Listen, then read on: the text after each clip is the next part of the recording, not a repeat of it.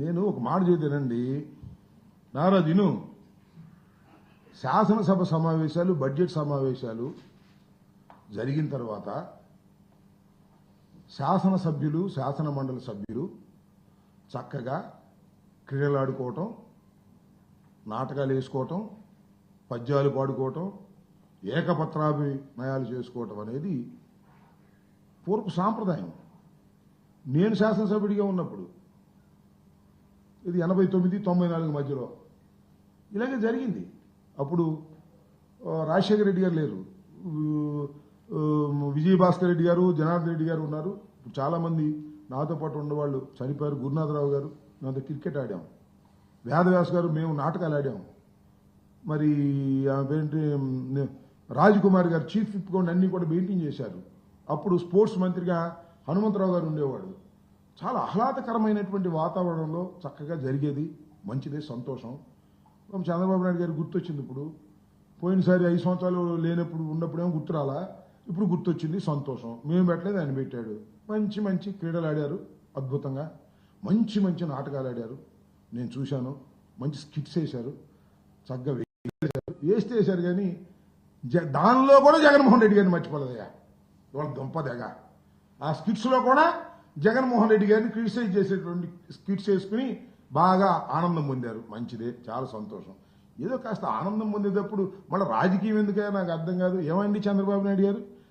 చంద్రబాబు నాయుడు గారు వికేఖే నవ్వుతున్నాడు, అట్లాగే మన పవన్ కళ్యాణ్ కూడా నవ్వుతున్నాడు.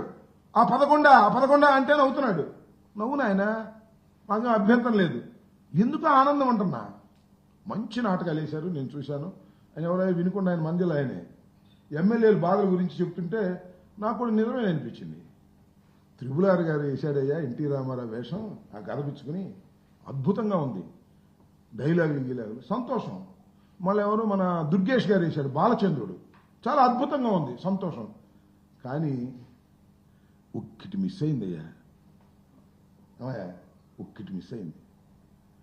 ఒక్కటి మిస్ అయింది. ఆ ఒక్కటి ఏంటంటారా? చంద్రబాబు నాయుడు గారు ఒక పాత్ర ఇస్తే బాగుండేది. శకుని పాత్ర ఉంటుందే, పితుహు అని శకుని పాత్ర ఒకటి ఉంటుంది. అసలు మీరు ఊహించండి, మన త్రిపులార్ గారు దుర్యోధనుడి పాత్రకి ఎంత చక్కగా ఫిట్ అయ్యాడో, బాలచంద్రుడికి దుర్గేష్ ఎంత బ్రహ్మాండంగా ఫిట్ అయ్యాడో, శకుని పాత్ర వేస్తే మాత్రం చంద్రబాబు నాయుడు గారు బ్రహ్మాండంగా ఫిట్ అయిపోయాడు. అసలు అనుమానమే లేదు. నేను కోపంతో చెప్పటంలా, శకుని పాత్ర అంత గొప్పగా ఉంటుంది భారతంలో కదా, అద్భుతంగా ఉంటుంది. అలాంటి శకుని పాత్ర ఒక్క చంద్రబాబు నాయుడు గారు వేసి ఉండేట్టయితే అబ్బో ఇవాళ సందడిగా ఉండేది అనుకో.